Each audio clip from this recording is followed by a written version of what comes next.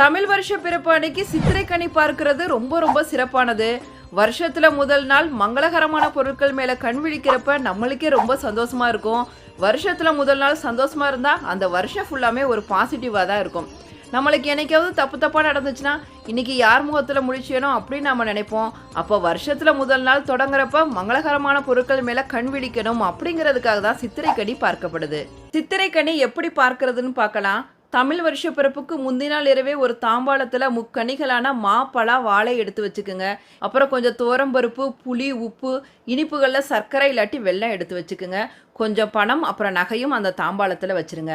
அப்புறம் எலுமிச்சம்பழம், வெத்தலைப்பாக்கு இது எல்லாத்தையுமே வச்சுட்டு அந்த தாம்பாளத்துக்கு முன்னாடி ஒரு கண்ணாடியில் நல்லா குங்குமப்பொட்டு வச்சுடுங்க. தாம்பாளத்தில் சித்திரை பூ அப்படின்னு சொல்லப்படுற கொன்றை பூவையும் வச்சுருங்க. இதை நீங்கள் காலையில் கண் விழிச்சோடனே பார்க்குற மாதிரி ஒரு இடத்துல வச்சுடுங்க. சாமி இடத்துக்கு முன்னாடி வச்சாலும் சரி, இல்லை உங்கள் பெட்ரூம்லேயே ஒரு இடத்துல வச்சுடுங்க. ஆனால்